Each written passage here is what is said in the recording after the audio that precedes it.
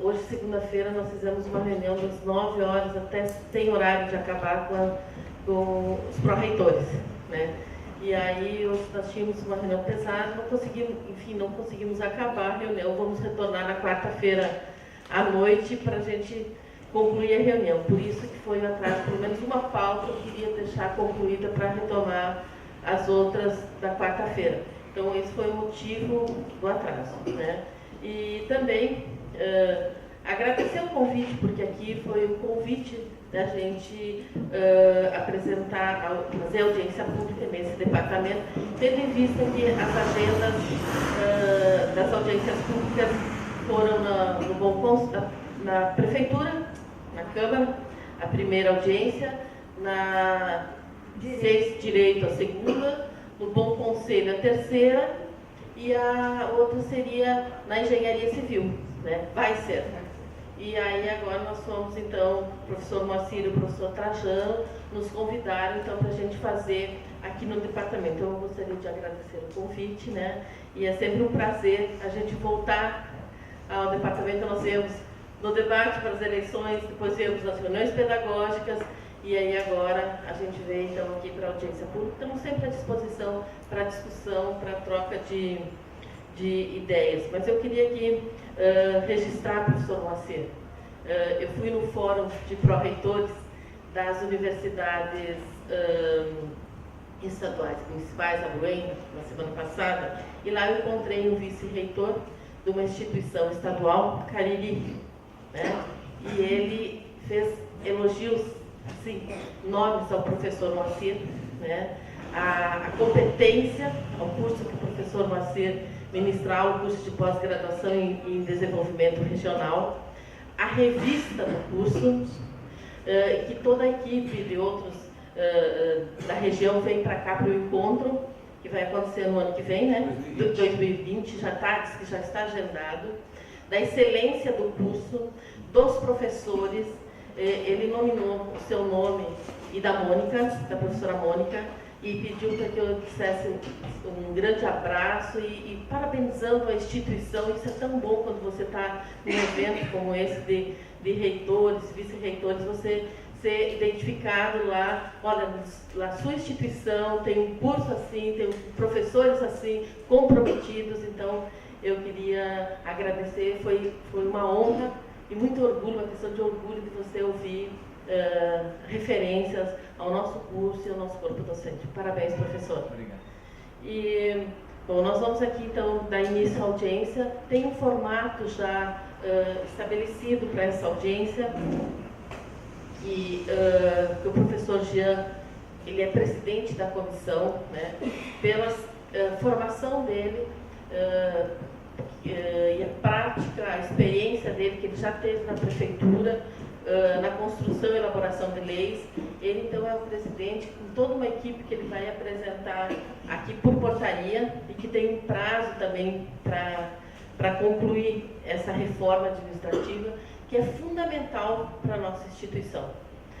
Cada vez que eu procuro estar em eventos com outras instituições, eu vejo o quanto a nossa instituição precisa se atualizar. Ela precisa fazer essa reforma, porque realmente, quando ela foi criada, né, e atendeu todo esse tempo, 45 anos, mas agora nem o mercado, nenhuma instituição consegue comportar esse modelo, né? E as universidades públicas, como a Unesp, né, já iniciaram a sua reforma administrativa e pedagógica, a Unicamp também, né? Outras instituições estaduais também já iniciaram essa reforma, tanto no Paraná, Santa Catarina. Então, eu vim, depois desse fórum, muito mais convicção de que esse é o momento e que é necessário a gente passar por essa reforma. Tem que ser uma reforma consciente, uma reforma planejada, uma reforma procurando atender as características da universidade, do seu público, da região, né? Uma reforma que ela não tenha, eu costumo falar, RG, somente o CPF da universidade, então que seja uma reforma para atender as necessidades da universidade, né? Então, é importante vocês colocar no formulário que está disponível no site as sugestões, o que vocês pensam dessa reforma, como que vocês veem a universidade, né? Então, a gente está deixando isso bem democrático, essas questões, para que depois a comissão possa compilar e ver o que é possível dentro da legislação, porque não adianta a gente colocar os nossos sonhos em cima de uma reforma e depois ela se tornar inconstitucional, como já aconteceu na contratação de professores, né, que nós colocamos tudo que era para atender a Universidade de Taubaté, veio o Ministério Público e julgou todas as alíneas inconstitucionais e nós não podemos mais contratar professor. A mesma coisa quando se criou vários cargos na instituição e depois os funcionários se tornaram réus. Então, tem coisas que a gente tem que fazer o que é possível, tá? E eu queria deixar muito claro e tranquilizá-los que esse o nosso objetivo, né? É tornar nessa reforma a universidade com agilidade, modernidade, qualidade, né? São esses os objetivos que nos permeiam a nossa gestão. Todo esse tempo que nós estamos aí, quase 140 dias, né? Parece que já faz 4 anos, porque tanto trabalho, né? Tanto trabalho. A sensação que eu tenho é que já passaram 4 anos. Simplesmente encontrar um modelo de instituição que esteja hoje de acordo com as necessidades do mercado da região. Porque nós temos que nos tornar autossustentáveis. Nós que temos o comando, nós não recebemos, diferente de uma instituição estadual e federal, que hoje também estão extremamente preocupadas porque elas não sabem qual vai ser o destino, se vai vir com uma certa porcentagem cobrando mensalidades, já cobram vão começar a cobrar da pós-graduação, algumas já cobram. E é um modelo que está sendo discutido nas universidades estaduais e federais, mas nós, como municipal, nós dependemos de nós mesmos. Nós é que temos que buscar o nosso sustento.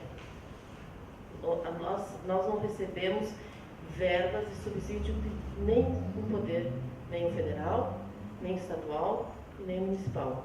O que recebemos do federal são o FIES, que foi tão bom em 2013, mas agora isso reduziu e parece que não vai voltar mais aquele modelo, que não sustenta, né? Do estadual, são poucas bolsas da escola da família. Ainda mudou o modelo, a universidade tem que fazer um investimento maior. E do municipal são as bolsas Simub, que vai a base de 80 a 100 bolsas ano. E as demais, quem sustenta hoje a universidade, quem banca, no palavra, a universidade hoje, são mensalidades de aluno. Então, nós hoje vivemos das mensalidades de alunos. Então, quando a gente fala de dar uma excelente qualidade de ensino, uma formação de excelência para os nossos alunos, um atendimento de excelência para os nossos alunos, isso é fundamental. Porque nós estamos concorrendo hoje no mercado com a Anhanguera, com o ITS, com a Unip, com a Univap. Não é com a Unicamp, com a USP, com a PUC São Paulo. A nossa concorrência está aqui na região, porque a pesquisa mostra que hoje o aluno escolhe, o primeiro critério para escolher uma instituição é a localização. Segundo, é a qualidade do ensino. Mas a primeira é a localização. Esses dados que eu estou trazendo para vocês são dados que foram discutidos agora no último fórum de semana passada. Então, as universidades estaduais também estão preocupadas porque se elas têm um número alto de evasão, cursos que não preenchem as vagas, reduz o repasse do governo. E antes isso foi muito discutido abertamente. Nós não estávamos nem preocupados se o aluno desistir com a evasão. Isso não era problema. Hoje as instituições estão preocupadas, isso que elas recebem, né, verbas do governo estadual. Então, é uma preocupação. A essência da universidade é o aluno. O que faz a universidade são os alunos.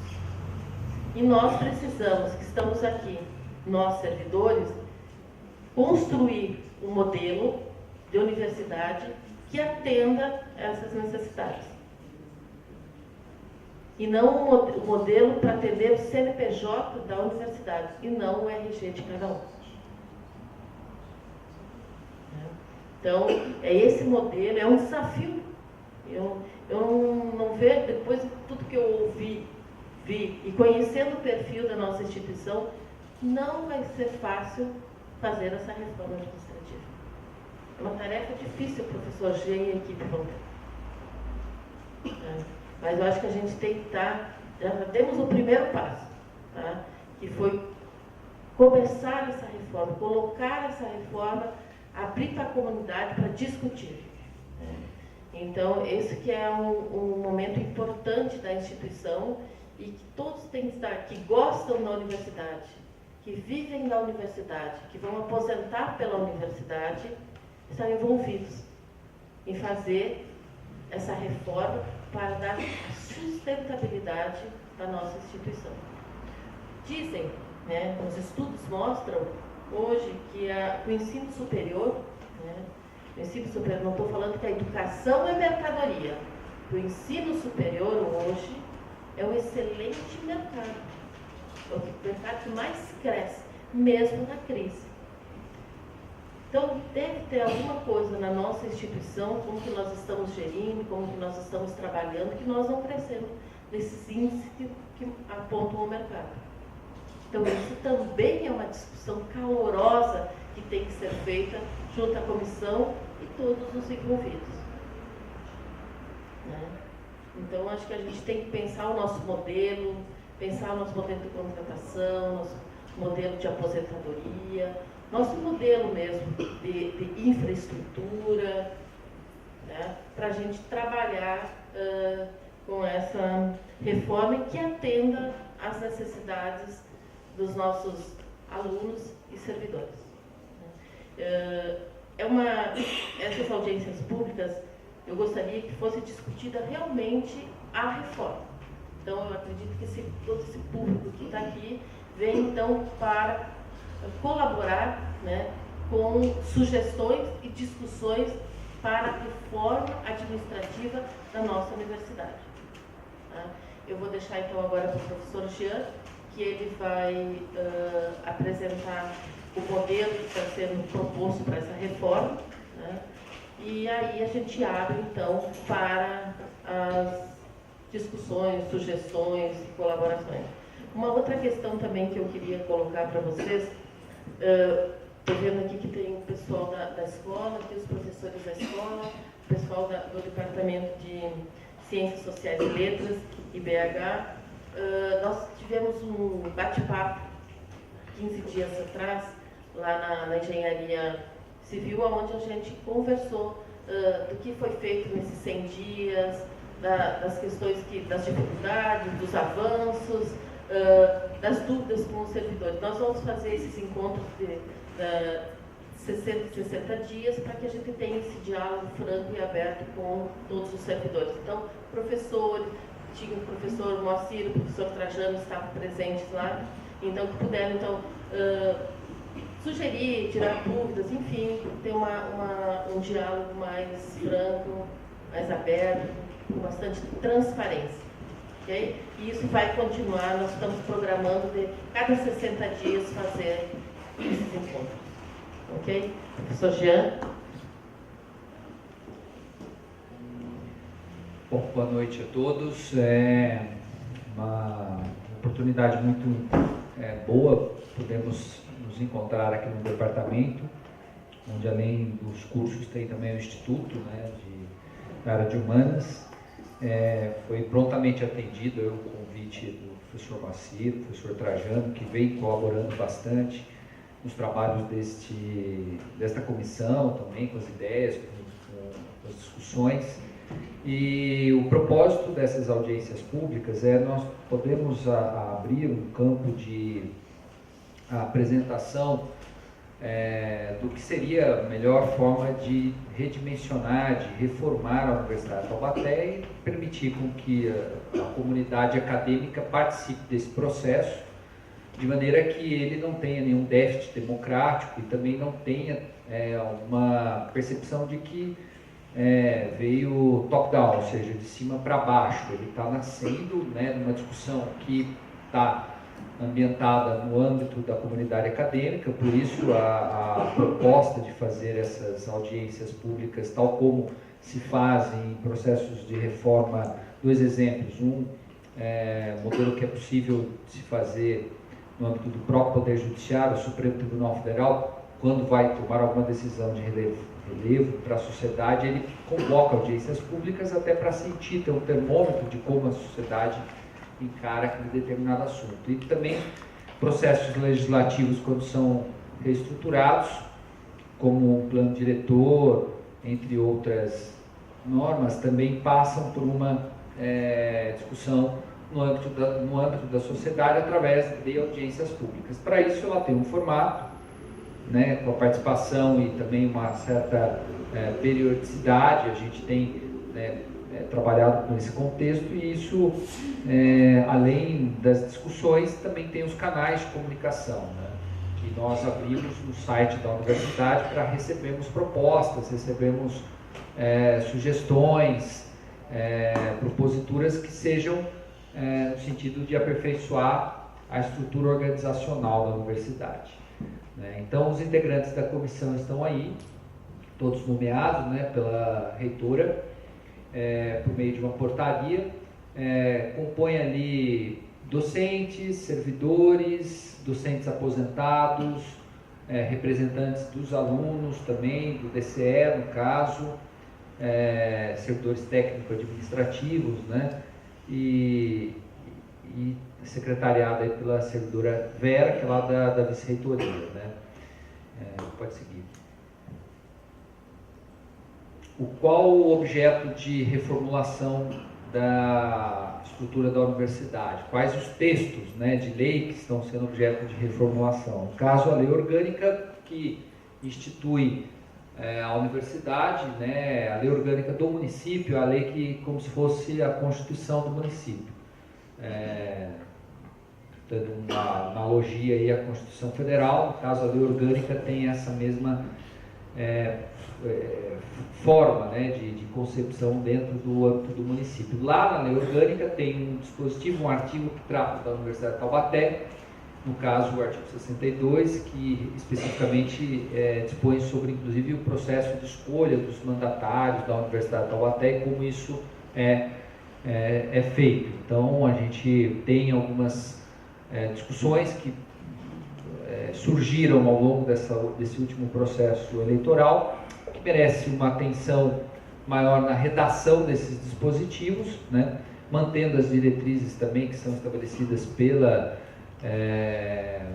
lei federal, o que diz respeito às universidades públicas, e preservando também os princípios, especialmente, não só da Constituição tocante à legalidade, moralidade, publicidade, etc., mas também e especialmente a autonomia universitária, que isso é muito importante, e essa tendência da discussão no âmbito da universidade é que nós tenhamos realmente o papel dessa autonomia universitária atendendo aos preceitos legais, mas preservando o ensino, a pesquisa, a extensão, a autonomia didática, pedagógica, administrativa, orçamentária e financeira, que esse é o formato de uma universidade que é uma universidade autárquica, no âmbito do município de Taubaté, com mais de 40 anos de existência, criada por esta lei municipal, a 1498, de 74, que dispõe sobre a criação da universidade. Ela que cria a Universidade de Taubaté, ela tem ali as premissas de objetivo, missão, instituição da universidade. É ali que está também previsto a estrutura organizacional dela, né? Ou seja, você tem aliadas duas leis, que é o Estatuto do Magistério Superior, a 248, e o Código de Administração, que afeta diretamente aos servidores, a 282, né? Compõe a estrutura organizacional da universidade, ou seja, nós temos lá a reitoria, vice-reitorias, pró-reitorias, os conselhos, né, o papel que cada uma desses órgãos dentro da universidade desenvolve, os institutos, os departamentos e as respectivas diretorias, os conselhos de departamento. Então essa é a estrutura organizacional da universidade.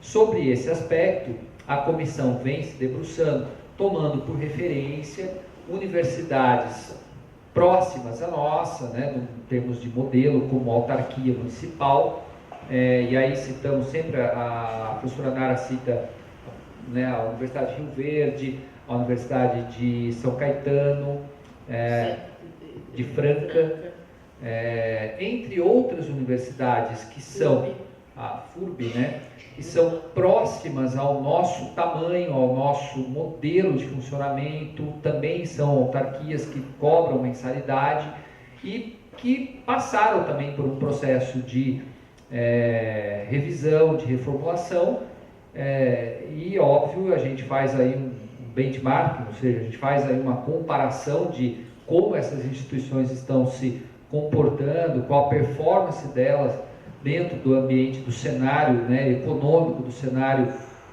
universitário, de instituições de ensino superior atualmente. Então a estrutura organizacional da universidade, isso gera um organograma também, tem um organograma atual, vigente, que trata sobre essa disposição atual, e é óbvio que o aperfeiçoamento da nossa instituição reflete uma rediscussão desse modelo, né, do atual organograma. Se mantém-se esse número de pró-reitorias, qual o papel, né, dessas pró-reitorias, se pode ter menos pró-reitorias ou mais pró-reitorias, a tendência é que a gente enxerga até na atual forma de funcionamento que isso pode ser revisitado, o papel dos institutos, como eles funcionam, qual a extensão que eles podem ter, qual o formato que os departamentos têm, se vai ser abrigado dentro dos institutos e a gente caminhar para uma reformulação disso, se vamos chamar de departamento, se vamos chamar de faculdade,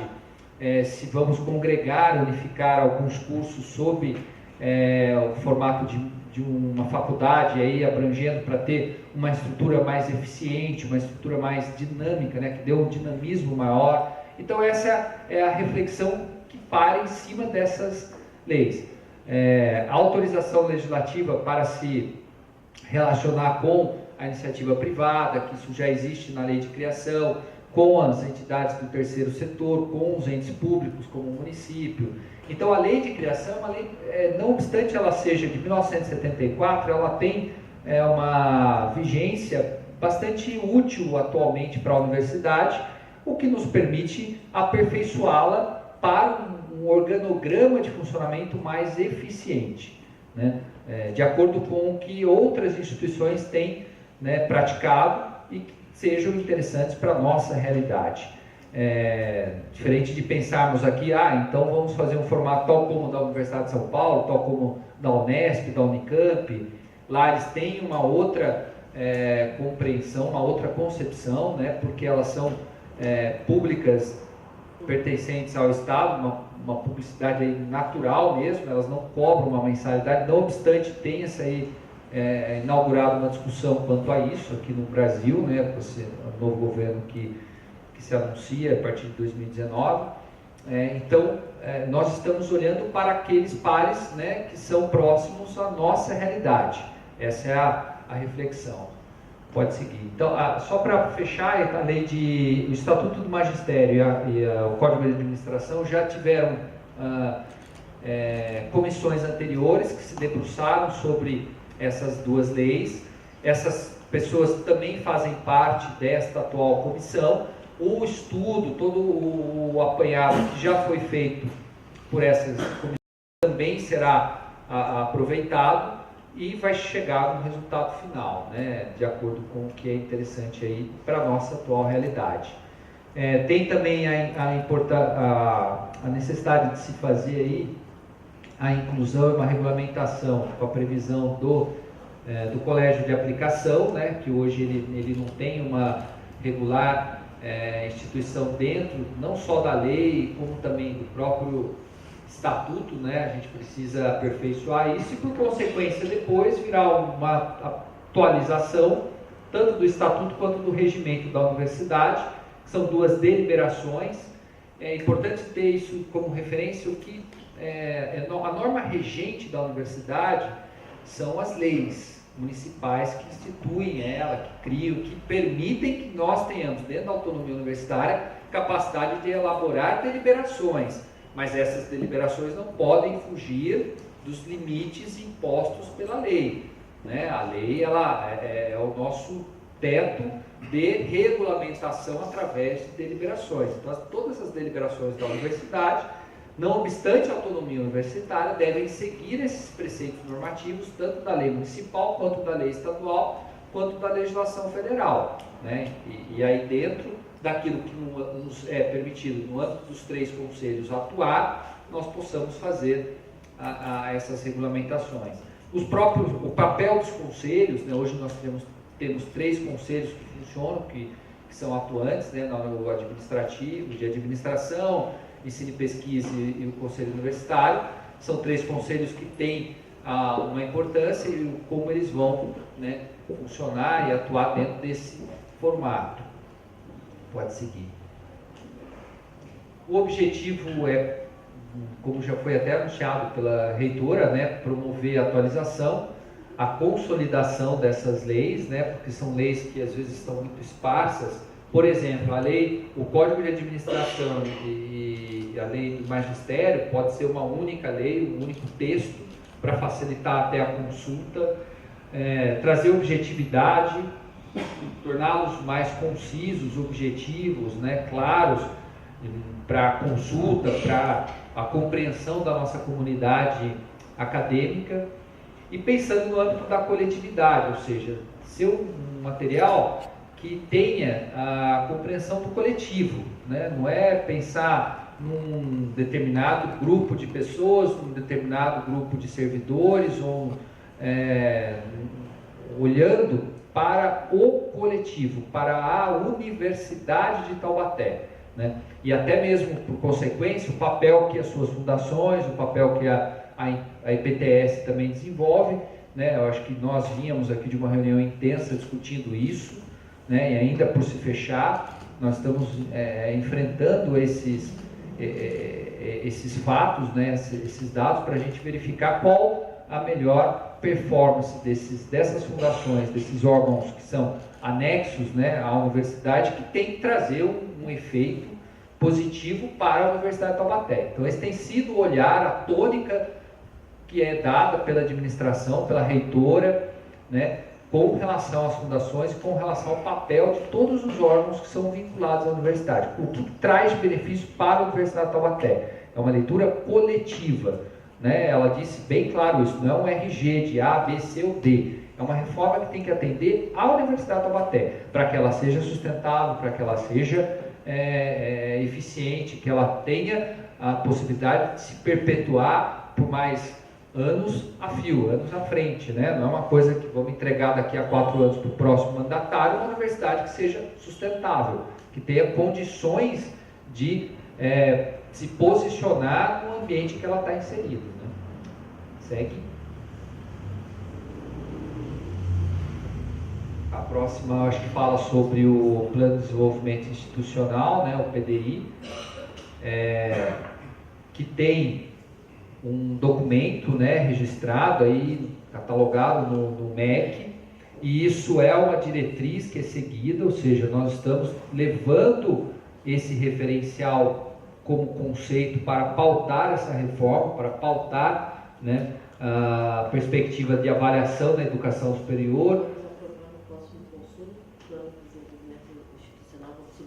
Vai submeter ao CONSUNE, né, ao PDI, e aí ele é a referência dessa reforma também, porque trata da qualidade de ensino e esse é o nosso diferencial, mantermos um equilíbrio econômico e financeiro da universidade com qualidade de ensino.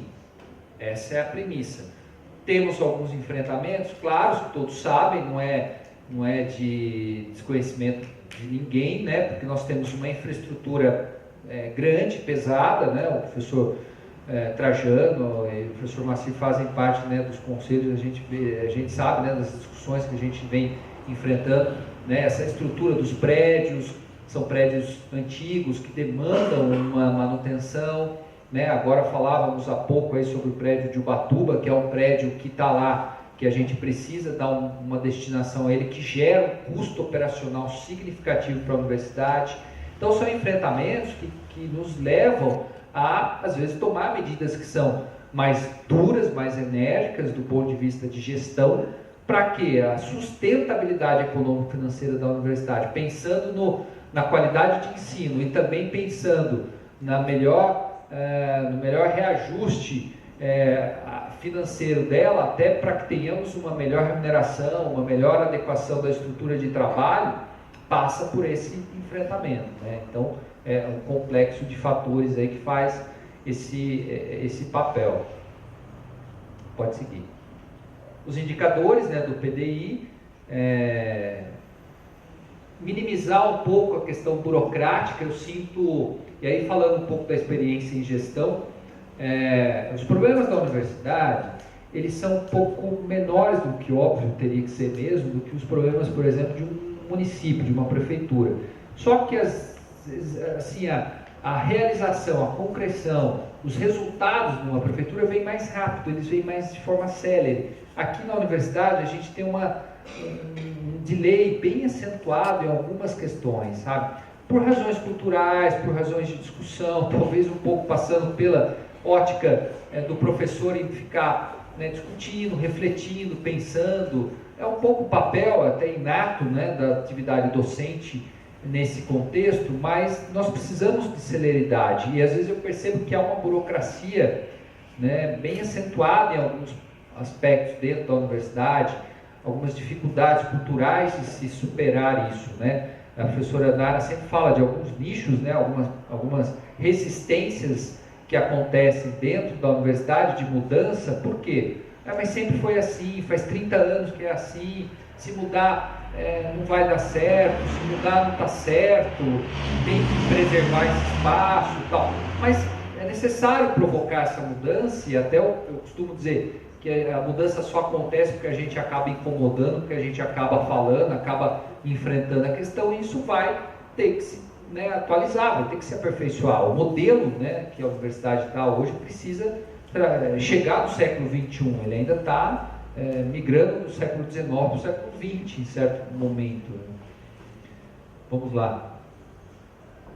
Bom, as audiências, né, que estão aí, as fases dos trabalhos, a compilação das informações, e eu fiz uma reunião até um tanto quanto dura com a comissão, colocando para eles os prazos, um cronograma de trabalho, para que nós possamos chegar, por exemplo, até final de março, já com um resultado efetivo do que nós compilamos das audiências públicas, das sugestões que estão no formulário aberto no site, e para que a gente possa apresentar um anteprojeto à comunidade, deixar esse anteprojeto também em análise e discussão por pelo menos 30 dias, e aí eu imagino isso no mês entre março e abril do ano que vem, e então levar isso à discussão e votação dos conselhos da universidade, porque daqui da universidade vai para o município, vai lá para a prefeitura, e a prefeitura encaminha isso para a Câmara.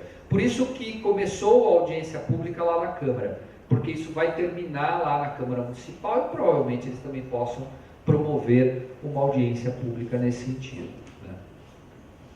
O site que nós abrimos um formulário está no próprio da universidade, tem lá um formulário para sugestões, um formulário para discussões, onde ele permite que qualquer um possa promover uma propositura nesse sentido. Então esse é o quadro, né, e que decorre desses encontros, dessas reuniões, dessas audiências, e nós temos de alguma forma prestado conta para a comunidade acadêmica desse papel, né, promovendo esses encontros e ficando aberto para receber essas sugestões, né? Então passo agora o tempo para que a gente possa ouvir aí aqueles que desejam, né, fazer uma colocação, registrar alguma questão e fazer alguma indagação para a gente, né?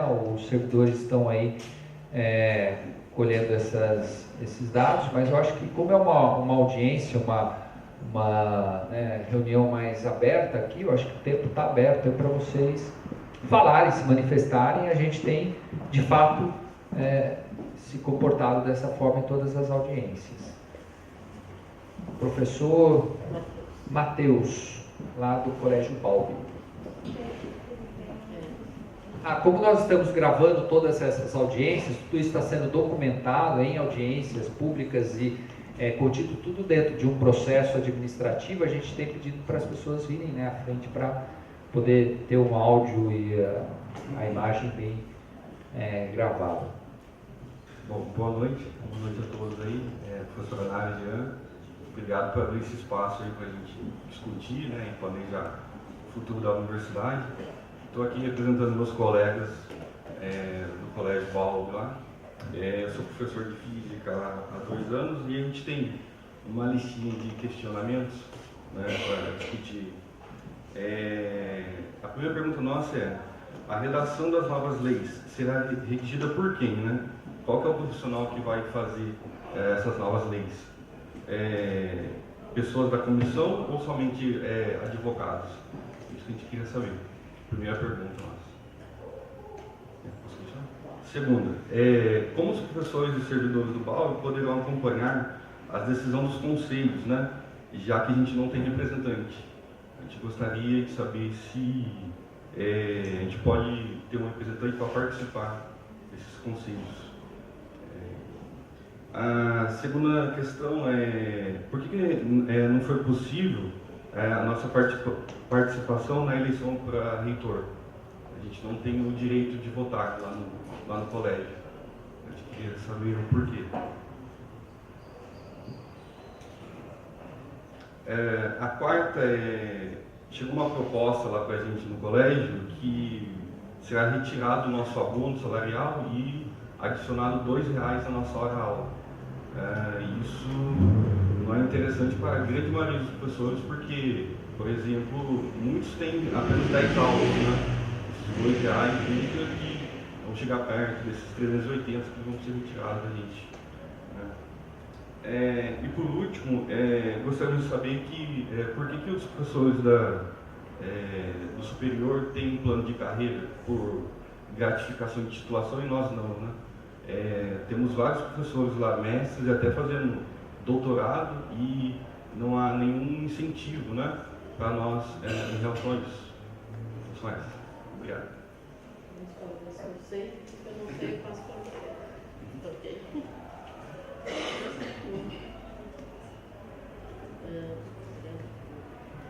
Professores da escola. Está funcionando? Tá. A redação das leis, né? Então nós vamos, qual é a metodologia que a gente vai usar, né? Buscar todas essas informações da comunidade, né? Na comissão nós temos servidores, professores, inclusive tem uma representante da escola, a professora Cristiane, que ela faz parte dessa comissão, que também vai fazer parte da redação. Nós temos advogados, sim, precisamos um olhar para que isso não venha acontecer os 2 exemplos que eu citei para vocês, então a gente precisa desse olhar. Nos conselhos, nós temos a representante da escola, que é a pró-reitora de graduação, né? Nos conselhos, a pró-reitora de graduação, onde a escola ela está vinculada à pró-reitoria de graduação, então a representante hoje legal que representa e que defende a escola é a professora Ângela, tá? Então ela é a pró-reitora de graduação. Então no conselho, mas até essa lei chegar aos conselhos, ela vai ter uma discussão, a comissão vai discutir, ela vai fazer um fórum para apresentar, né? A representante de vocês, a professora Cristiane, ela vai levar para vocês, ela vai discutir com vocês. Essa é a função de representantes da comissão, né? Então, por isso que tem professores e tem servidores. E tem ainda, que foi solicitado, alunos, né? É a presidente do DC, a Paloma, e nós temos também, na comissão, foi solicitado na primeira audiência pública um representante dos aposentados, que também está lá para discutir, para colaborar, né? Então, essa redação será feita pela comissão. Respondi a primeira pergunta. Segunda pergunta. Porque até hoje nunca foi pensado de colocar, e não está nem no regimento nem no estatuto, um representante da escola para representar nos conselhos. Então, como eu falei para vocês, quem representa hoje é onde a escola está vinculada. Ela está vinculada à Pró-Reitoria de Pesquisa de Graduação. Então, a Pró-Reitoria de Graduação é que representa e que faz, então, todas as questões que envolvam a escola. O que passa hoje lá pelas questões da escola? É o calendário, né? Escolar que passou, as bolsas que passam, então, vem tanto pela Pró-Reitoria Estudantil, que é o processo, quem faz toda a gestão das bolsas, e as bolsas funcionários via Pró-Reitoria de Administração. Que eu me lembro, são esses 3 temas que foram discutidos nos conselhos, né? Então, se vocês lembram de alguma coisa, podem pontuar, tá? Terceira, a questão da votação na eleição. Olha, para mim, eu fui candidata, né? Não, o que estava determinado na lei que foi passado pela nossa Procuradoria Jurídica, que o colégio não era... na verdade, eu nem sei se teve, mas simplesmente disse que não cabia o colégio votar, enfim. E foi isso, então, que isso pode ser revisto agora na reforma administrativa. Mas hoje, conforme está o regimento, o estatuto e a lei, o colégio não tinha,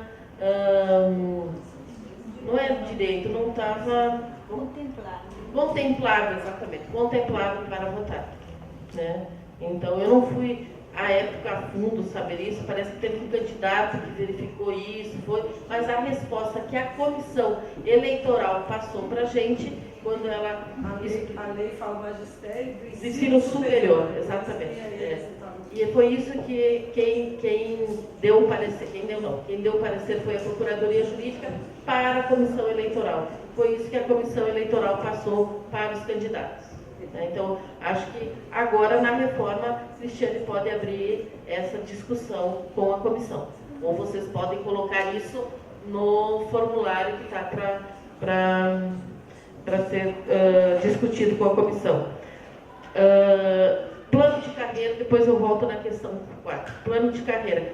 Justamente por isso que a Cristiane está aqui, por isso que nós fizemos questão de colocar, né, para discutir e para a gente colocar, porque realmente não tem mesmo. Não tem estatuto, não tem. Tá? Então, a gente tem que buscar isso foi uma questão que, quando eu era pró-reitora de graduação, os professores solicitaram, o diretor, à época não se propôs essa reforma administrativa, não se construiu. Até tem alguma coisa, né, Cristiane, que começou a estudar o estatuto, quando a professora Miriam foi diretora lá, e esse estudo não foi para frente, inclusive nem o reenquadramento dos professores do magistério superior foi, porque nós tínhamos uma dificuldade muito grande financeira. Tá? Então, nem para os professores, nós ficamos, acho que 3 anos sem fazer o reenquadramento, 4 anos, 3 anos sem fazer o reenquadramento. Fizemos algum reenquadramento, foi de auxiliar 1 para auxiliar 2, para liberar vaga para a contratação de professores, foi uma situação emergencial. E para fazer o reenquadramento de todos os professores aos 4 anos. Não é isso, Suzana? Você também que estava bem muito tempo, só agora que foi aprovado o reenquadramento dos professores, que nós vamos começar. Então, realmente não tinha, à época a discussão não avançou porque nós estávamos com problemas financeiros, mas agora é o momento da gente colocar, e é isso que vai ser colocado, que vai fazer entrar na 282, que é o Estatuto do Magistério para a escola, e ali vai estar, então, a progressão na carreira. 4 perguntas foram respondidas. Vou responder a pergunta número 4 e aí abono salarial. Primeiro, Matheus, quem encaminhou essa proposta para a escola? Eu recebi essa proposta Da onde? do Wilson. O Wilson, que faz parte da comissão também, ele divulgou isso pra gente e veio como se fosse da PRA. É mentira. É mentira. E ele que veio e fala isso pessoalmente aqui. É mentira. Nós estamos, o professor Trajano está aqui. Pode registrar. Tá. Ele passou para mim e para várias pessoas, ele divulgou isso, né? É Ele disse que era pra mentira. compartilhar. É mentira. Mentira. O que é a verdade? A verdade é, nós tivemos, logo que nós assumimos a reitoria, veio a IPMT e a prefeitura conversar com a gente, que nós estamos com um problema de um déficit de 600 mil ano o IPMT, e que a gente tinha que tomar uma atitude. E a primeira seria acabar com o abono. Essa era a proposta do IPMT, acabar com o abono. A prefeitura ficou intermediando ali, nós colocamos os motivos, a proposta da universidade é, resumindo para você, não acabar com o abono. Essa é a proposta da universidade, não acabar com o abono. Tá? E por que isso surgiu? Porque na campanha eleitoral, que vocês participaram dos debates, eu fui até a escola, a nossa chapa, eu e o professor Jean, tínhamos uma proposta que nós iríamos incorporar o abono no período de 3 anos, fazer a incorporação. Então, quando nós assumimos, nós começamos essas tratativas. E aí a gente foi verificar que isso não era possível. E se vocês vão lembrar que teve candidatos ainda, nós disseram que no dia seguinte da posse iria incorporar o abono. Nós ainda fomos um pouco em três vezes. E nós fomos até o IPMT para fazer começar, porque tudo que você dá de aumento, incorporação, vai refletir lá no futuro, a nossa aposentadoria. Em hipótese alguma, a gente poderia fazer essa incorporação, né? Então tem que tirar, porque isso vai dar um déficit muito maior ao IPMT, não tem condições. Aí a gente, então acho que a gente blefou. Não podemos agora tirar, nós também não vamos tirar. O que é possível fazer? Né? Então, e aí foi uma discussão vindo do IPMT, uma discussão da universidade, IPMT, universidade, tira, nós não tira. Aí a gente constituiu uma portaria, uma comissão, e aí o professor Trajano, que representa os professores, e a professora com profissionais do IPMT, da universidade e da prefeitura. E já tínhamos até adiantado já uma proposta, né? Mas o IPMT não aceitou. E aí prorroguei mais 30 dias a discussão e chegamos então numa proposta que vai ser ainda submetida ao conselho nosso. Aparentemente o IPMT aceitou, mas não tem nada escrito. Tem, professor Trajano? Ainda não. Tem, professor Grandineto, que só fazem parte da comissão, que era não tirar, mas não incorporar. Ele iria fazer parte, novamente, ele não teria... professor Trajano, acho que o senhor poderia até colocar aqui melhor para a gente como que seria a proposta que vocês estão na comissão? Não vai alterar, tá bom? O abono não será retirado, realmente. E ficará não estável, existe, intacto ali. realmente não existe, é mentira. Palavra do professor Jean. Não tem de incorporar e pagar R$ 2 hora para servidor. Isso não foi discutido em nenhum momento nessa comissão que a professora Nara colocou, tá bem? No primeiro, como ela bem falou, o TMT queria tirar, a universidade não queria tirar, mas a gente tinha que achar um impasse para esse abono, para não acontecer o que está acontecendo com os atuais aposentados, ou os que estão aposentando. Então a proposta intermediária foi o quê? Mantê-los, dado uma verba irredutível, tá? Isso quer dizer, ele não vai ter aumento, ele vai estar congelado ali, esse valor, uma verba irredutível. E para quem for entrar na universidade, não tem esse abono. Não tem, só para quem fica. Então, essa foi a nossa proposta e, aparentemente, o IPMT aceitou. Então, ficou assim, deles fazerem a lei, encaminhar para a universidade, para a gente encaminhar o conselho, depois a prefeitura e a Câmara. Se eles não aceitarem, nós não vamos tirar no abono. Né? Então, nós não vamos tirar no abono. Então nós vamos ainda continuar, né, professor Trajano? Porque isso atinge dois grupos, né? O grupo dos inativos, que é a universidade que determina, por isso que a professora Ana falou, nós não vamos tirar. O IPMT queira ou não queira, a universidade não vai tirar os 380. Ele pode judicializar, não é isso? Ele pode. E aí nós vamos brigar na justiça. A questão é ajustar esse abono de R$100 para os inativos. Por isso dessa comissão em ajustar. Então ficou estabelecido que esses inativos que não recebem passarão a receber e os ativos continuarão a receber os 380. Então, a grande questão é resolver a questão previdenciária.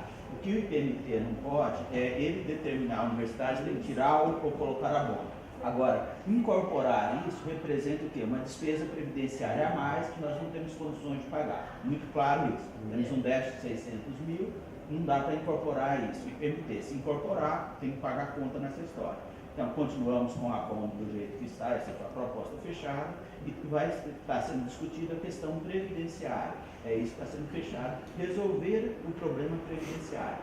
E aí vai ser discutido também uma reforma previdenciária que passa pelo IPMT, que nessa história, uma proposta mais ampla que vem lá desde Brasília, que faz essa reforma, e depois voltamos a discutir essa questão previdenciária específica no IPMT, após aprovada a reforma em Brasília também. Qualquer discussão previdenciária hoje é prematura, você vê como vem de Brasília. Precisa ser discutido, reformado, sim. Vamos ter que esperar o que vem do governo federal para que a gente depois comece a nossa discussão no âmbito nosso municipal. Mas a questão do abono foi esclarecida, então não procede. Tá bom? E se isso tivesse sido, não seria também só para a escola. Né? Não seria só o grupo da escola que iria perder o abono. Jamais. Tá? Então, isso não procede, nós estamos aqui na luta, na batalha, para o posicionamento da universidade é não tirar. Esse é o posicionamento da universidade. Ok? Matheus, respondido a todas? Mais alguma coisa? Tá bom. Sempre à disposição. Professor Maciel. Boa noite a todos e a todas. Gostaria mais uma vez de agradecer a disponibilidade, a participação da senhora reitora, do senhor pró-reitor e vice-reitor e toda a equipe que está nos prestigiando, né? Lembrando que aqui é a Casa da Humanidades, não é o Departamento de Ciências Sociais e Letras e Serviço Social, mas também o IBH, que congrega não só os professores, mas todos os cursos da área de Humanidades, não é? E reiteramos, né, para que outras vezes essas conversas e debates ocorram, porque eles ajudam a universidade e esclarecem alguns pontos de dúvida, né? E antes de fazer minha pergunta, eu gostaria de agradecer a menção feita, né, e dizer que me sinto lisonjeado, não por mim, mas por toda a equipe, porque sob a coordenação do professor Edson Querido e demais professores, é o resultado de um trabalho coletivo, né, e a gente espera avançar mais, inclusive, no futuro. Duas questões, então.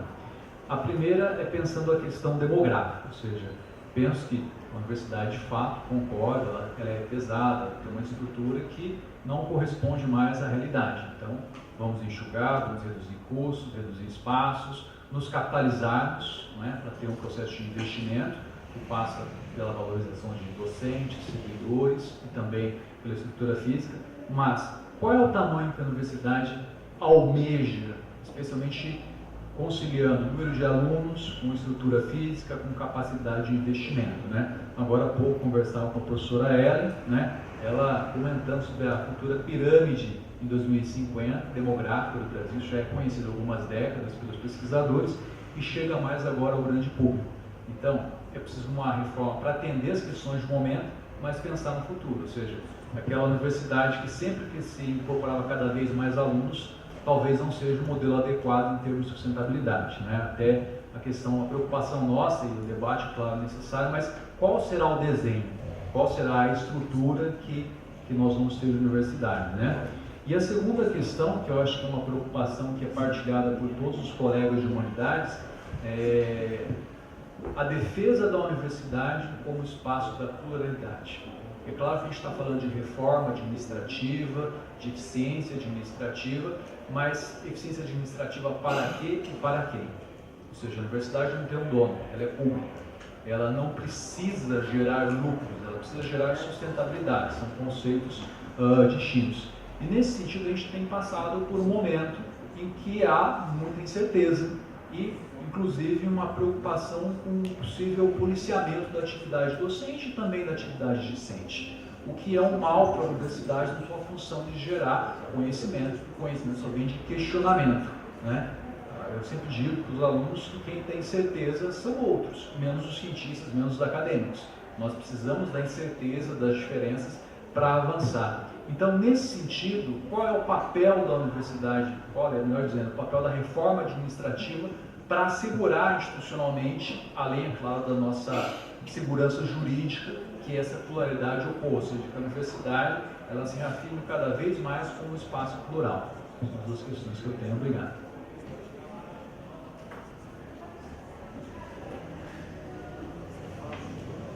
O tamanho da universidade, né? É isso que nós estamos discutindo nesses últimos 2 meses. Dados mostram, professor Macedo, que vai ter uma diminuição, nós vamos ficar com aproximadamente 50% a 60% dos alunos na graduação presencial. Com 50% a 60% dos alunos na graduação presencial, nós não vamos sustentar esse modelo de universidade. Isso já é fato. O que estão nos aconselhando, o que a gente está estudando, o que nós estamos discutindo?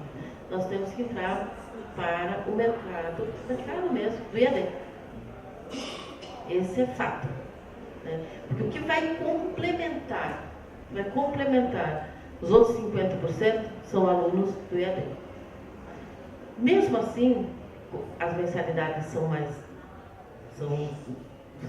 baixas, né? E isso, então, não, mesmo esse tamanho, não é. O que nós não podemos mandar professores e funcionários embora. Somos todos concursados, temos nossos direitos garantidos. Então, a gente tem que otimizar. A primeira medida nossa é não contratar mais ninguém. Essa é a nossa primeira medida. Né? Otimizar espaços, porque o que eu tenho visto hoje na administração, que nós temos de outros serviços, de anexos, um custo muito alto. Muito alto. O custo, não tenho ainda uma radiografia, ainda o professor Elinete e o professor G ainda não vieram. Hoje nós trabalhamos a pós-graduação, né? Mas a gente, e o Ubatuba. Então a gente já viu que nós estamos mantendo o Ubatuba. Se nós tivéssemos feito alguma medida 3 anos atrás, em Ubatuba, nós já teríamos um prédio aqui, só com as que nós temos em Ubatuba. Né? Se a gente tivesse vendido a casa lá em Ubatuba, era melhorar a infraestrutura. Então, são problemas que nós temos muitos anexos que não estão ligados diretamente à educação, ao ensino.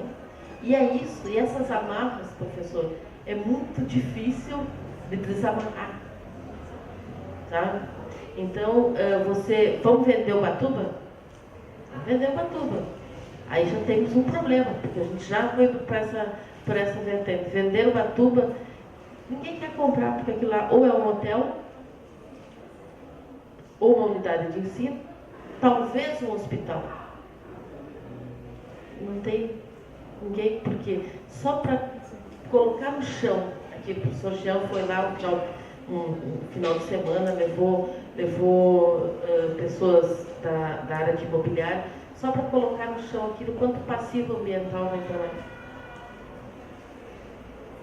construir.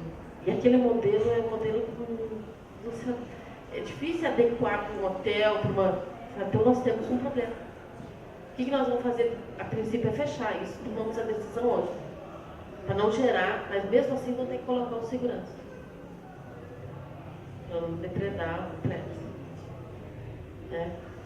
A questão das nossas fundações. O que as fundações hoje trazem? E como elas trazem? Tá? É um outro problema. A questão que não é querer mexer a nossa fazenda piloto. A nossa fazenda piloto ainda não apresentaram os dados. Eles estão, semana que vem, vão trazer o diagnóstico da fazenda piloto. Mas é ensino. Tem que se tornar produtiva. Terras improdutivas, vocês já sabem o que acontece. Eu falo. Então tem que se tornar produtiva. Lá. Mas precisa de um plano de negócio. Não é para gerar lucro. Sustenta. Eu não falei em nenhum momento aqui a palavra lucro, sim sustentabilidade. E tem outros setores. E quem está bancando todos esses setores, gente, é a graduação. É a graduação. Eu tenho, nesse encontro, hoje eu coloquei para a equipe aqui, uma instituição municipal com 2.800 alunos e um curso de medicina que nem fechou a primeira turma ainda, já construiu um prédio para atender o curso de medicina com dinheiro próprio, sem financiamento nenhum. Nós não temos aqui, que tem 50 anos de medicina. Então, uma coisa está errada. Está errada. Só para isso a comunidade precisa. Nós estamos dispostos. Mas a comunidade precisa vir junto. A comunidade acadêmica. Aí, veja bem, o quanto uma informação mentirosa causou numa equipe de professores. Desmotivou. Ninguém olha. Isso aconteceu com eles. Tá? Então, quer dizer, como que nós vamos trabalhar com a verdade, com o projeto, se a gente não tem o apoio? Porque é vender uma tuba, quem está trabalhando lá, como vai fazer? Vai ter que ser remanejado. Né? Então, desgaste. A fazenda piloto, todos que estão trabalhando, botar para produzir, vai ter outra desgaste. E as coisas vão acontecendo. Então, o tamanho é o número de alunos, esse que foi determinado, em duas modalidades. Tá? A nossa pós-graduação, nós temos problemas com a nossa pós-graduação. Ela faz parte do tripé e tem que continuar. A professora Sheila hoje falou para mim assim, precisamos de 4 doutorados. A legislação, para continuar como universidade, precisa de 4 doutorados, só temos um. São mais 3. Estamos com proposta de 2 de íntegro, mas depois vira o doutorado. Fui questionado para os alunos que interesse a universidade tem de trazer o de íntegro. O que isso agrega? Porque nós tomamos uma decisão que nós queremos continuar tendo universidade. Então, professor, falar do tamanho, né, e eu vejo o seguinte, a reforma, né, posso falar para vocês, ela não deve ser só administrativa, ela tem que ser cultural. Para que a gente tenha sucesso. E com quem eu conversei nesses últimos dias, nesse congresso, é muito bom, né, a gente tem que, de todos os tipos de problemas, então, por esta vez que eu cheguei na quinta-feira, a gente tem que ter a coragem, né, se reinventar. As estaduais, elas vão. As municipais que estavam lá, eu senti elas muito à vontade, tranquilas. A Universidade de Rio Verde, eu conversei com o reitor há 2 anos atrás, e aí encontrei com ele, porque eu não fui ano passado, encontrei com ele agora na Universidade de Rio Verde Municipal. E eu cheguei, aí, professor Sebastião, tudo bem? Como é que está? Como estão os seus cursos de medicina? O senhor tem 2, né? Não, eu tenho 4. Nesses 2 anos que nós conversamos, eu montei mais 2. Não deixo ninguém entrar na região ali de Rio Verde. Nós estamos dominando. E assim eu sustento os outros cursos da instituição. Os professores ganham mais, os funcionários estão satisfeitos. E nós deixamos São José dos Campos instalar 2 instituições. Por quê? Porque culturalmente nós não aceitamos.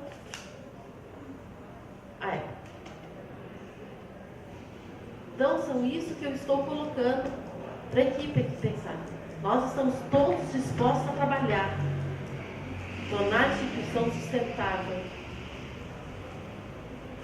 O mercado é cruel. Mas esse é o tamanho. E eu vejo que às vezes nós poderíamos, nesses 140 dias, ter avançado muito mais. Não conseguimos. Não conseguimos. E aí eu vejo que a discussão ela tem que acontecer, professor, mas às vezes a tomada de decisão ela vai ter que vir na mesma, num outro, mais rápida, maior agilidade, porque nós estamos, o exemplo é São José dos Campos, era para estar a universidade e uma outra, mas a Taubaté tinha que estar lá. Taubaté tinha que estar lá. Ela tinha tudo para falar, ela foi convidada a participar. Mas aí ela consultou, né? Não é possível, sempre não é possível, né? E aí nós ficamos agora. Então a gente tem que avançar. Mas eu vejo que a equipe também ela precisa de apoio. Sabe? Ela precisa de apoio, porque senão ela não vai conseguir reagir. Eu vi exemplos de sucesso das municipais. Eles consideram nós como a melhor, todas as municipais que estavam lá, a melhor e a maior. Sabe? Não, vamos pegar exemplo da Unital. Mas eles estão muito além da gente. Eu nem falar, mas eles estão muito. Sabe? Deixa eu pensar. Não, vamos buscar exemplo da Unital. Ok? Estou à disposição. A enfermagem veio buscar aqui, né? Então ele já abriu medicina, agora vai abrir enfermagem aí, né? EAD também. O EAD, ofereci o EAD para a polo de todas. Ofereci o mestrado de educação para uma municipal em Mineiros, que ela vem buscar com a gente. Então, mas é complicado. Eu acho que falta sim para nós, todos nós, que queremos a universidade, que admiramos a universidade, que gostamos da universidade, que dependemos da universidade, esse enfrentamento. Sabe? Isso eu venho discutindo direto com a equipe, nós discutimos isso nos conselhos, mas esse modelo, da forma que não vai. Vocês sabem, quem está aqui em outra instituição sabe do que eu estou falando. Então, eu tenho essa preocupação. Eu gostaria de ter avançado muito mais. Sabe? Mas eu acho que nessa virada do ano nós vamos avançar e nós precisamos avançar. Gente, a questão não é ninguém perder, sabe? A questão é todos ganhar. Mas para isso precisa fazer essa autocrítica. Nosso comportamento perante a Universidade de Taubaté. Professor Moacir, qual é a outra pergunta mesmo, a última? A questão da garantia da diversidade de ideias, do debate, ou seja, da reforma, reforçar isso, porque é um palco do momento. Isso com certeza, mas nós já desde antes na reforma, nós garantimos isso no momento eleitoral. Né? E eu acho assim que não sei, A gente tem que esperar o novo governo assumir, é sobre isso que você está falando, né? Mas é o lugar da instituição, de uma universidade, essa discussão é pluralidade. Ela não é só do novo governo, mas esse movimento chamado Escola Sem Partido, que propõe fiscalizar o trabalho em sala de aula, que não é bom para ninguém. Esse contexto, ele passa, eu acho que vale a pena uma reflexão rapidamente em dois contextos aí. Um é que o Supremo Tribunal Federal, ao enfrentar uma lei que foi instituída pelo Estado de Alagoas, no tocante a isso, teve uma liminar do ministro Luiz Roberto Barroso, no qual ele suspendeu isso, mas não pela perspectiva material da lei em si, sim formal, por impulsionar a competência que seria objeto da União. Eu acredito que até o final desse mês, no início de dezembro, eles devam submeter à votação esse tema. Pipocaram várias outras normas país afora, mas no âmbito municipal.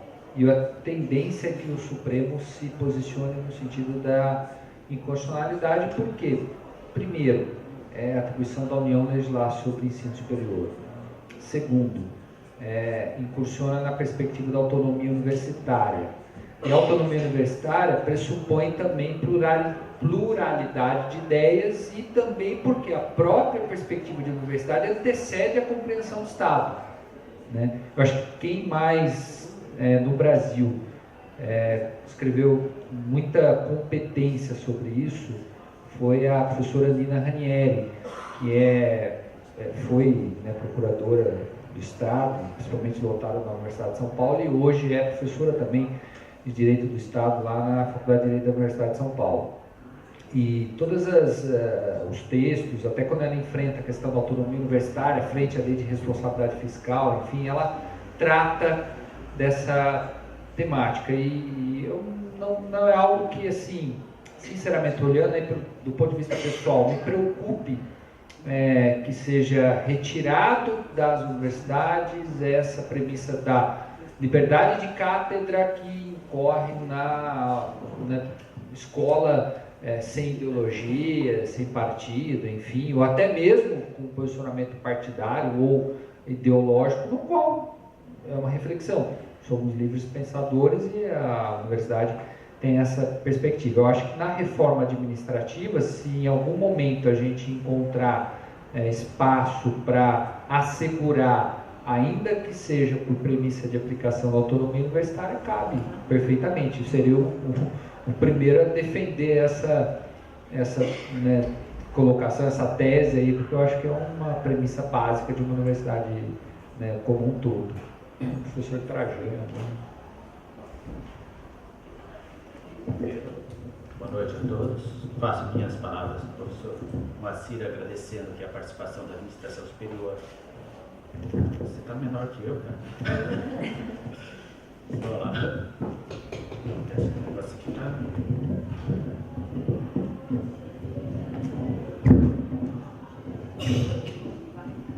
Então, tá bom. Então, só aqui a ideia de reforma administrativa, aproveitando os colegas do BAL, uma das coisas que nós temos que pensar em reforma administrativa é aproveitar melhor o que nós temos dentro da universidade. Por exemplo, tem um grupo de professores do BAL que são extremamente competentes, inclusive para trabalhar na graduação. Por que numa reforma administrativa nós não juntamos tudo isso? Escola de aplicação BALB com graduação é tudo o mesmo pacote. E é possível você ampliar as atividades da universidade dentro do BALB, que já é uma escola de padrão de qualidade, e ao mesmo tempo ampliar as atividades da universidade, aproveitando melhor os professores que hoje já estão disponíveis dentro do BALB. Por exemplo, aqui no departamento eu vou precisar de um professor de inglês. Lá no BALB eu sei que tem professor de inglês. Eu acho que não tem agora, está com a dificuldade de contratação de um professor de inglês nesse momento lá, ou já foi contratado recentemente. Então, ou seja, aproveitar essa interface maior entre BALB e entre universidade na reforma administrativa. Outra coisa é o ensino à distância. Todos nós sabemos que o ensino à distância é uma ferramenta importante, mas aproximar o ensino à distância do ensino presencial. Então, é todo mundo no mesmo pacote. Então, qual é a possibilidade de trabalhar com isso? Porque eu tenho um professor aqui que vai ficar sem aula. e precisar contratar mais professores de IPTS no ensino à distância. Por que não aproveitar os que já estão aqui e trabalhando com isso? Nós melhoramos a nossa qualidade do ensino presencial, com atividades também que à distância nos ajuda bastante a trabalhar com as novas tecnologias, e esses professores têm uma condição de melhorar, inclusive, o IAD lá trabalhando. Tem uma equipe muito boa lá, mas podemos melhorar cada vez mais. O grande problema da universidade nossa menor, de 500, de 5, 6 mil alunos, é que nós temos uma conta previdenciária muito pesada. Então, qual o resultado? Se reduzir o faturamento da universidade, vai pesar cada vez mais a conta do IPMT. Então, esse é um desafio que nós temos que enfrentar, e acho que é difícil encolher a universidade hoje em função desse passivo previdenciário que nós temos. E acho que o grande problema, eu tenho discutido bastante isso nos conselhos, faço parte do conselho desde pelo menos há uns 10 anos lá já, o nosso custo de gestão é muito alto. Nós temos que reduzir o custo de gestão da Universidade de Taubaté. Se nós vamos concorrer no mercado, nós precisamos concorrer no mercado, a grande diferença que tem no mercado em relação ao nosso é o custo de gestão. E esse custo de gestão é possível ser reduzido. Claro que vai desagradar grupos 1, 2, 3, lá tal, mas esse enfrentamento é um enfrentamento extremamente positivo. Se começar da administração superior para os departamentos, passando por todos os setores da universidade, é fácil trabalhar com isso. Só mostrar as contas, nós precisamos reduzir isso. Está lá, vai dizer quantas pró-reitorias, isso, quantos. E não basta também só tirar o pró-reitor lá, é tirar toda uma estrutura administrativa que tem. As pró-reitorias mais próximas dos departamentos, que esse é o grande desafio hoje. Valorizar mais o NDE. O NDE é uma legislação nacional, que nós precisamos ter o NDE, então qual o papel do NDE nos departamentos? E a preocupação que eu tenho nessa proposta, professor Jean, da equipe que foi colocada ali, é uma equipe puramente administrativa. Eu não vejo uma equipe acadêmica ali. Da equipe, a comissão está formada ali. Então, eu vi a comissão, uma comissão administrativa. Então, nós temos que pensar as três esferas. A administrativa tem que estar reformada, bonitinho, mas tem que levar em consideração as questões acadêmicas, e tem que estar amarrado as duas coisas, o administrativo e o acadêmico, e também o financeiro nesse pacote, que faz parte do administrativo, mas é um braço importante, até falando com o professor ali agora. O realinhamento de preços hoje, nós queremos competir no mercado, nós estamos totalmente fora do mercado, na grande maioria dos nossos cursos, em relação à política de preços da universidade. Sem essa discussão de realinhamento de preços, nós vamos morrer rapidamente. Eu sou bem pessimista nisso, em relação à discussão. Essa é uma discussão que já aconteceu há 5, 6 anos atrás e que nós não conseguimos ainda fazer essa política de realinhamento de preços. Ou seja, todo esse pacote administrativo, aproveitando o que tem melhor da universidade, é legal. E para nós, eu não vejo como problemas as reformas que vão acontecer na esfera federal. Provavelmente as públicas, estaduais e federais vão ficar mais próximo da nossa municipal. E isso é uma razão de maior competitividade da nossa. Obrigado. Não tem nenhuma colocação específica, mas é juntar essas coisas aí que está difícil.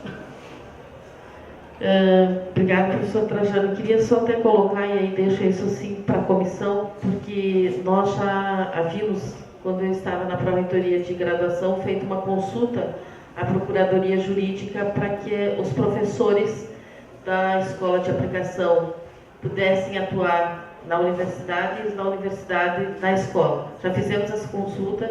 O que veio da Procuradoria Jurídica é que o sistema previdenciário deles, de aposentadoria, não... Lembra, né, Miguel? Acho que não é o mesmo. Educação básica. Então, nós teríamos... eu acho que na reforma pode-se pensar, eu não sei, aí eu não sei se isso é viável, eu deixo aí para a equipe ver isso. Mas na época nós fizemos isso porque era uma necessidade para o bom andamento. Quanto às questões do IAD, eu estou procurando passar isso para toda a equipe, para pedir para a professora Ângela conversar isso muito abertamente com os diretores, com os professores. é uma instituição só. Sim. A Universidade de Taubaté, ela tem 2 modalidades de graduação, presencial e à distância. Ambos têm que estar migrando para presencial e à distância. Então, quanto menos a EPTS contratar, melhor. Porque nós temos esses professores aqui, é claro que eles têm que passar por uma formação.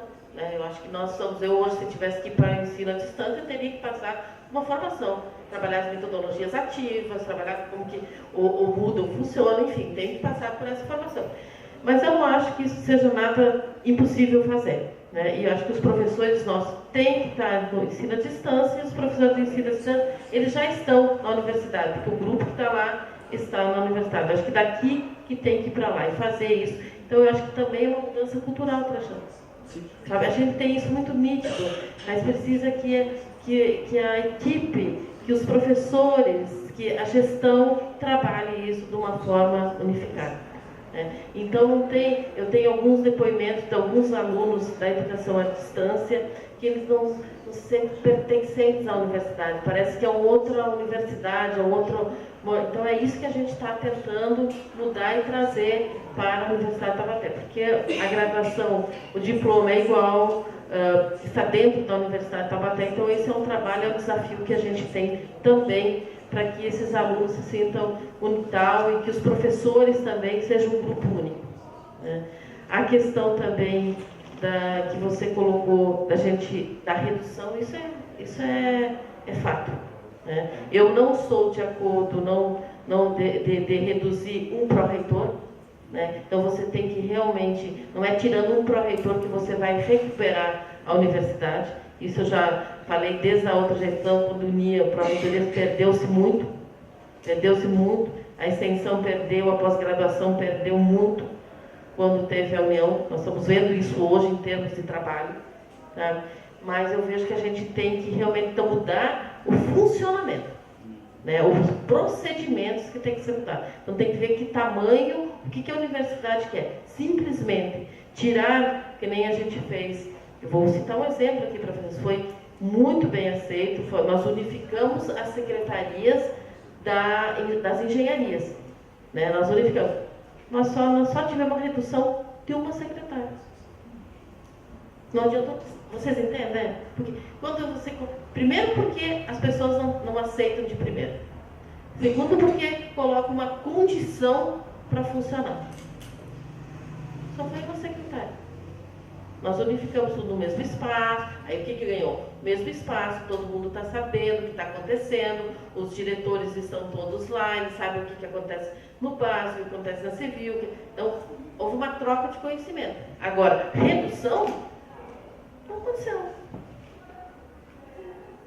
Então, quando a gente for reduzir, a gente tem que mudar realmente o sistema, funcionamento. Porque só tirar ou unir, então, porque daí ele já vai contrariado para a união. Aí quando for para a união, não, para eu ir, eu quero tal. Foi assim que aconteceu. E não foi de professor, não. Foi de servidor. Então, o que eu falei para vocês? Essa discussão tem que ser uma mudança cultural. O que nós queremos da Universidade de Taubaté? O que nós esperamos da Universidade de Taubaté? Para onde? Qual é o lugar que nós vamos colocar a Universidade de Taubaté? Acho que foi isso, né? Bom, só registrar que a próxima audiência pública vai acontecer no dia 28 de novembro, lá no Departamento de Engenharia Civil, às 17h30, ocasião em que nós finalizaremos, ao menos este ano, as audiências, e aí haverá uma sequência aí pós, o período de recesso, férias aí, docente, enfim, onde a comissão continua na elaboração dos trabalhos. Acho que não tem mais ninguém inscrito, para nenhuma fala, nenhuma consideração, então acho que podemos, leitura para finalizar. Bom, eu acho que é isso, nós estamos aqui abertos ao diálogo, sugestões, é isso que eu espero. O professor Trajano, o professor Marcílio, eles colocam sempre a gente pensar mais, mas eu quero agora essa parte colaborativa. Acho que agora nós temos que fazer essa discussão, uma discussão bem pontual para onde nós vamos mesmo. E a equipe dos professores da escola levam todas as sugestões, trabalham junto com a Cristiane para que ela possa levar para a comissão um documento já mais elaborado, com as necessidades. Vocês que estão vivenciando isso precisam construir esse documento junto com a Cristiane. Então, agradeço a presença de todos e de todas. Muito obrigada. Uma semana excelente para todos nós, muito trabalho e realizações. Muito obrigada.